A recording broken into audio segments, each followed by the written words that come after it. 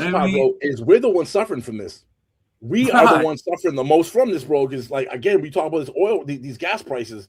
Like, they are starting to come down a little bit. I saw the barrels of oil are down to I think they're $87 a barrel, which is still like $20 more a barrel than what is the most efficient for profiting. And it's weird too because I drive around a lot for work, and I drive through a lot of cities, and I see gas. Dude, the variation in price of gas is amazing to me. I've seen it as low as $4.07 a gallon right now. This was 2 days ago. Then I drive more up the North Shore, and it's $4.41 still. And I'm like, bro, how can you be 30 cents differential per gallon? Like, population.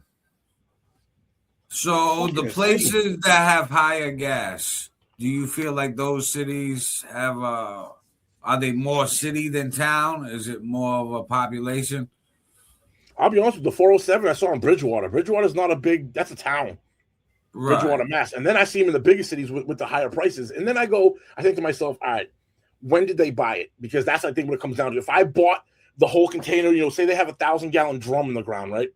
Mm-hmm. They bought it at whatever price it was. Well, they need to make profit, so they set the price. Even if the price of oil does go down in between time, if they bought that 1,000 gallons at X dollars, they gotta still make profit on it. So they gotta go through that 1,000 before they can get the next 1,000 gallons in at the lower price. That's what I was kind of thinking. Maybe it's a supply and demand.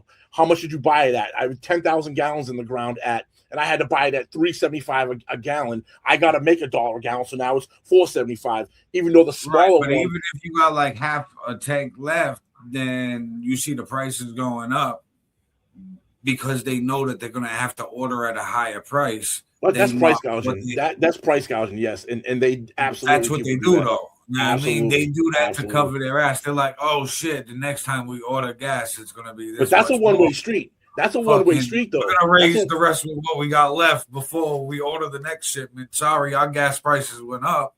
And that's a one-way street. They're never going to drop it down. They're never going to drop it down.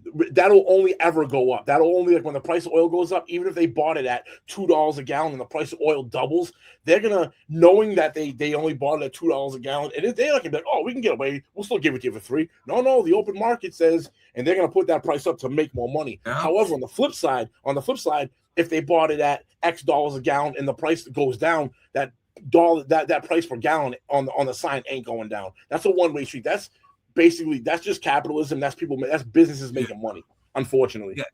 Yeah. I think that there's a limit on how much that they can raise before it becomes price gouging.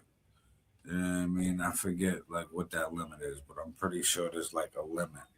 You know what I mean? Like they have a window where it stays like capitalism.